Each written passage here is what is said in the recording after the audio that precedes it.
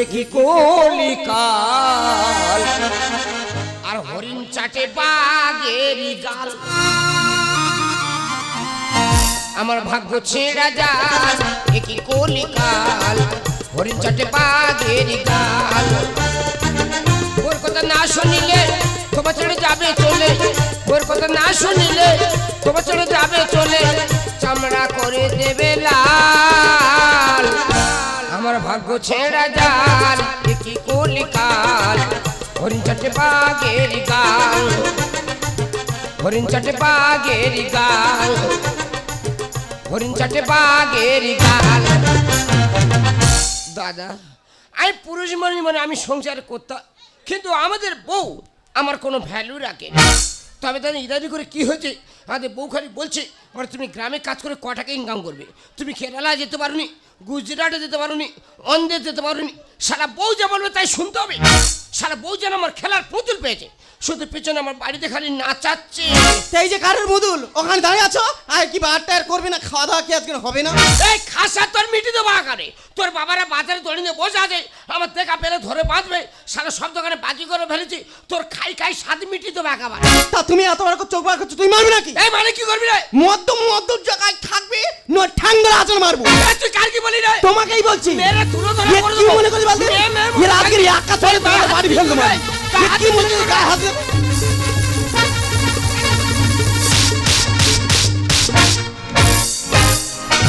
শালা মেয়ের মতো থাকবি মতর কি কথা বলি রে শালা গায়ে মারতে জানো আর 5-6 মাস শালা স্বামী স্ত্রীর মধ্যে কোনো আন্ডারস্ট্যান্ডিং স্বামী স্ত্রীর মধ্যে কোনো লেনদেন নেই শালা পুরুষ মেয়ে কতদিন ধৈর্য ধরে থাকবে তা আন্ডারস্ট্যান্ডিংটা কবে থাকবে শুনি প্রত্যেকদিন যদি গরুর মতো এরকম ঠেঙাও তা আন্ডারস্ট্যান্ডিংটা কবে থাকবে শুনি কেন তোর তো বলেছি তুই মেয়ে ছেলে সম্মাসে না পারিস 1 মাস দিবি বাদ বাকি ম্যানেজ করে বেরিয়ে যাবো শালা 5-6 মাস স্বামী স্ত্রীর মধ্যে কোনো আন্ডারস্ট্যান্ডিং স্বামী স্ত্রীর মধ্যে কোনো লেনদেন নেই পুরুষ মেয়ে কতদিন ধৈর্য ধরে থাকবে এবার গাঁতটা তেরবিট করতেছে আরে বাবা কি বলছে আমি কিছুই বুঝতেই পারছি না বুঝতে পারো নি এই সামনে ঢুকতেছে আর তোর ঢোকে না কেন রে ওদি বিষয়টা তাহলে বলি এই যে লক্ষ্মীর ভান্ডারের কাগজপত্র ওই তোমরা কেউ জমা দিয়ে এলে আমি নিজেকেও দিয়েছি প্রথমত কি সুন্দর টাকা ঢুকছিল জানো একদম অসুবিধা হয়নি আর ইদানিং কালে কি হয়েছে জানি না মোটে টাকা ঢুকি না তা সরকার যদি না ঢুকে এই মতো আমি কি করবো এই ঢুকবে না কেন রে এই ঢুকবে না কেন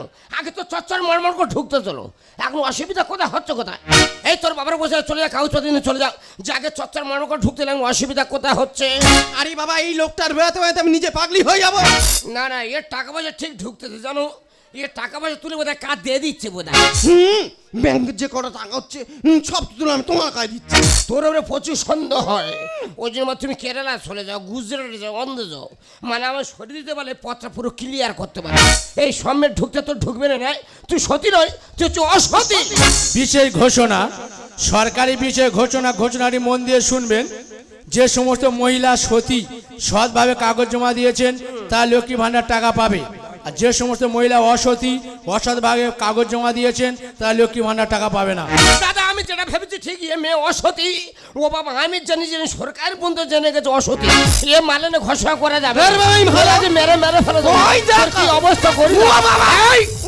আই এম পুষ্পারাজ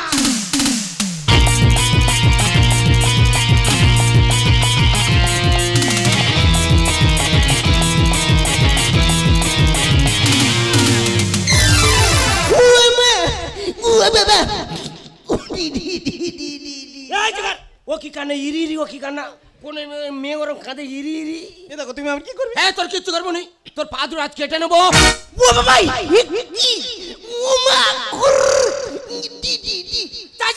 মানে হুঁকু ইরি কুরু করবো কি ভাব এই তোর কানার ইচ্ছা জোর করে ঝাড়তেছি হ্যাঁ কোথায় কি করি সত্যি করে বল সত্যি কথা বলবো সত্যি করে বল বছর তুই মতো তোমার মামার কাছে আমি একটু ফোন করেছিলাম বাবা মামা ভাতারি রে শালা আমার বংশ নিয়ে খেলা করতেছে বলো দিনি আমার রক্ত নিয়ে টানে রে তুই আর কোথায় কি করি সত্যি করে বল সত্যি কথা বলি যখন স্কুলে কলেজে পড়তাম তখন যে কজনের সঙ্গে কি করেছি তখন এই মুহূর্তে আমি গুনে বলতে পারবো না ও বাবা মাল তাহলে পুরো পচে গেছে রে শালা শিরা উপশিরা সব নষ্ট করেছে এ না ঘষা করা যাবে না আমাকে ক্ষমা করে দিন আমার মাথায় দেখছি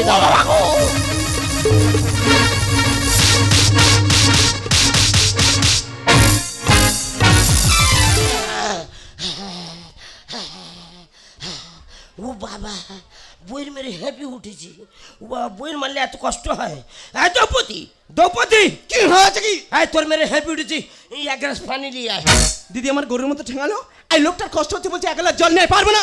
ও তুই পারবে না? না। আমি চলে যাচ্ছি, আমি যদি যাও। মরে যাই খুব ভালো, আর যদি বেঁচে থাকি তুই কোথায় কি করতে ধরবো, তবে আমার নাম মিলন বিক্রম।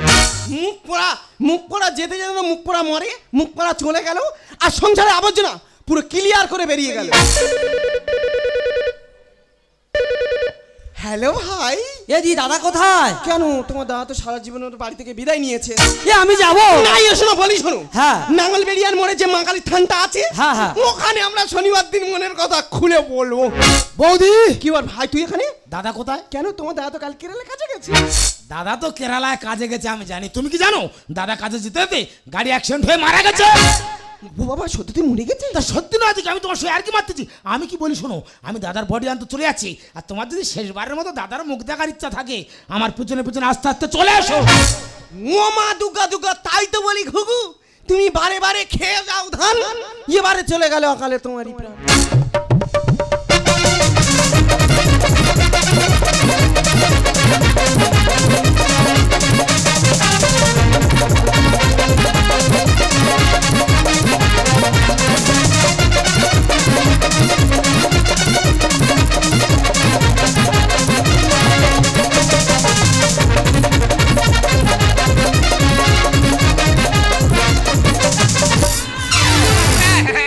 বাটি বৌদি, না বাটি নয়, ফুটি ফুটি। চুপ করো, বাটি আর ফুটি এক। কে আছে?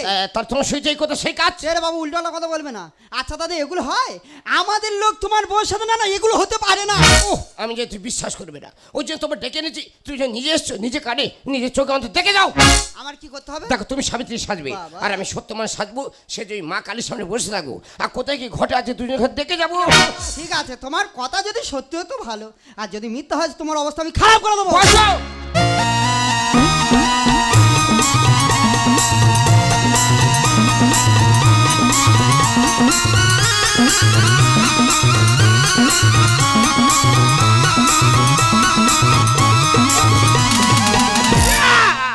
সারা কি ডাং পিটে মেরি কার ভয় দেখা? বাবা সর্প থেকে পর্যন্ত ভয়। বাবা আমি দিনরাত সাপে নিয়ে খেলা করছি। তাহলে তোমার সে যে কথা সেই কাজ, হ্যাঁ। তুমি তাহলে সাবিত্রী সাজতেছো, আর আমি সত্যনা সাজতেছি, সে যা অগুলগুলো দেখতেছি, আর দর্শক আপনারা দেখতে থাকুন কোথায় কি খালি ঘটে। হ্যাঁ অবস্থা দিয়েছি বলুন দিদি বলো। যাক শালা মরে গেছে, পথটা ফাঁকা হয়ে গেছে। তাহলে এই সেই মা কালীর থান, হ্যাঁ। তুমি সিঁদুর করে টপ করে খুলে আচ্ছা। আর আমার ছপ করে পরে দেবে। সে কথা বলে আমি এক কোনো সিঁদুর নেই, পুরো লালে লাল করে দেবো। এ দি, কেন? হে আমাদের কি লাখটা দেয়? আর কি লাগ? আর আমাদের বিশাল লাগ রে। আর কি হয়েছেটা কি? এ মা কালীর সামনে সাবিত্রী সত্যবান। ও ভগবান, আজকের এই শুভ দিনে হ্যাঁ। সাবিত্রী সত্যবানের মুখ দেখা আমার একটা সৌভাগ্যের ব্যাপার। এ বিরাট ব্যাপার। তোর হাতে 10 টাকা নি, টাকা ঝপ করে সাবিত্রী হাতে দিয়ে আয়। টাকা দিয়ে দিয়াছি মাজা করে কি? মা হাত বেড়ে মা মাগো মা, আমাদের দাম্পত্য জীবনে সুখের করো মা। কেন? সে পুরো মুখ কেড়ে নেছে, আরে কার মুখ কি করেছে? সে পুরো মুখ কেড়ে নেছে। এই কার মুখ কে করেছে? এই সাবিত্রী আমাদের বউয়ের মুখ কেড়ে নেছে। জানিস ভাই এখনকার পুরোদের কি হয়েছে জানি না, পুরো মানুষের মুখের মতো ঠাকুরের মুখ তৈরি করছে। সম্পূর্ণ এক হয়ে যাচ্ছে। তাহলে বেশি কথা বলবো না, না, না। ওইখানে বসবো হ্যাঁ। আর দুজন মিলে সমস্ত মনের কথা খুলে বলবো।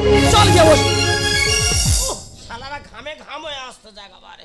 দেখ দিদি, দিদি নয় স্বামী আর স্ত্রী।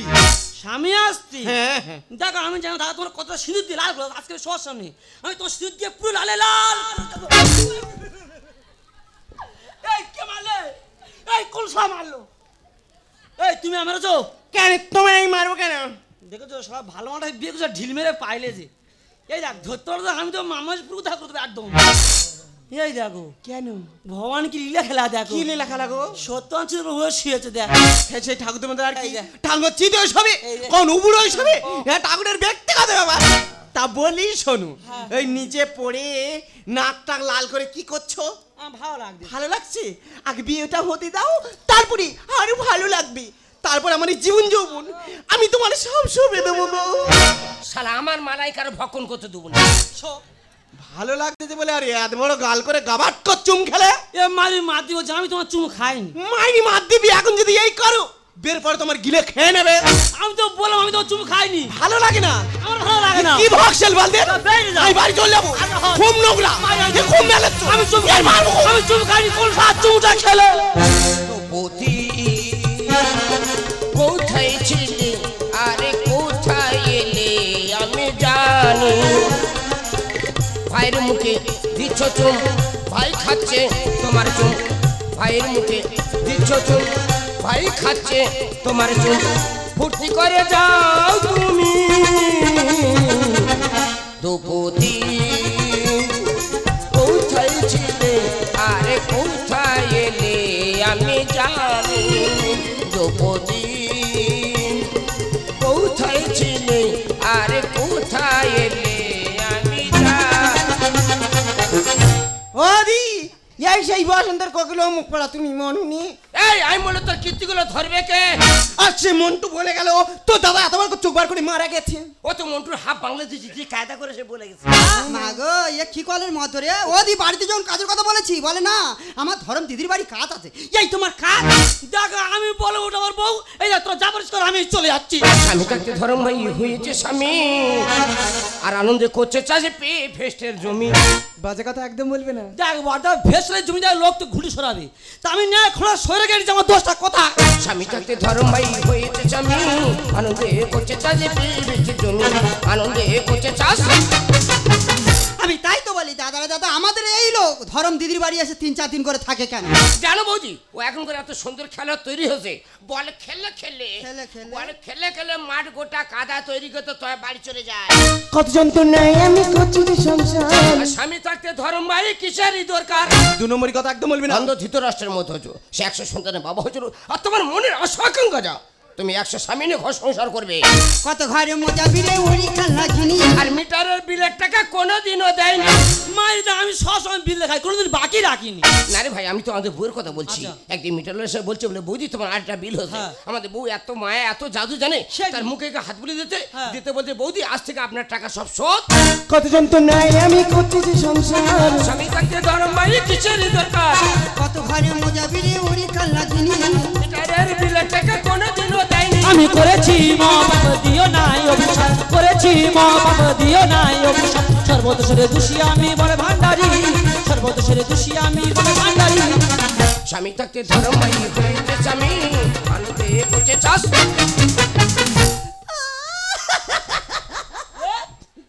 দাদারা দাদা দুঃখের কথা তোর কাছে কি বলবো বলবি মাইরি দাদা। এই লোকের নিয়ে কথা আমার সামনে ছিল। হ্যাঁ রে পাড়ায় বেরোলে যাদের কাছে গল্প করি দিদি তোদের মধ্য লোক এক আমার মধ্য লোক আর। আচ্ছা সব ঠিক আছে বৌদি, তোমার এই বিচার করতে এনেছি। বিচার যদি আমার সাকসেসফুল যদি না হয় তাহলে আমি কিন্তু তাহলে তোমার নিয়ে পালাবো। আমরা ওরা কোথাকার আমার ওই বানর ছেড়ে তোর বন্ধু বুড়ো বানর আমি বিয়ে করবো। এ ভাই আমার কি খুব চুবড়ে গেছে। এ তোর মুখে ছিড়ি আছে সব তো বেঁকে গেছে। এই কবে তোমরা তুই বললি নি? দিদিরা কি বলবো তোদের লোক যদি ফাঁকায় বেরিয়েছে সব মেয়েদের দিকে তাকায়, কিন্তু আমার এমন একটা মতলোক আজ পর্যন্ত কোনো মেয়ের দিকে চোখ তুলে তাকালো না।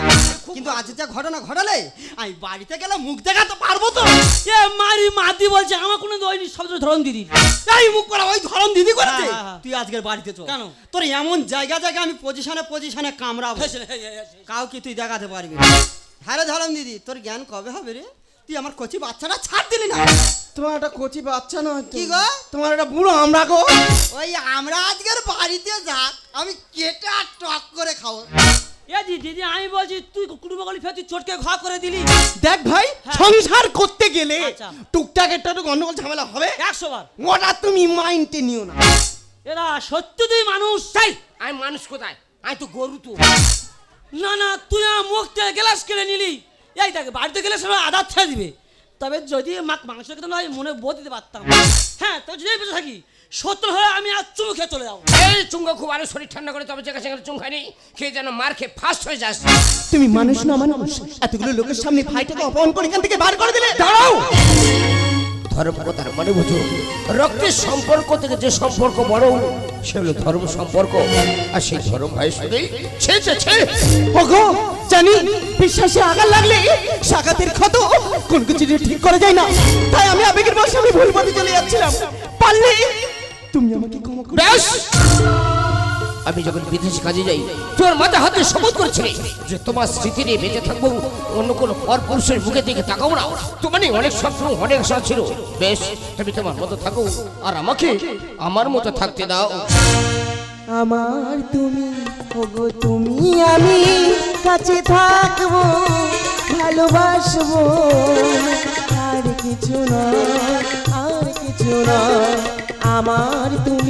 ওগো তুমি আমি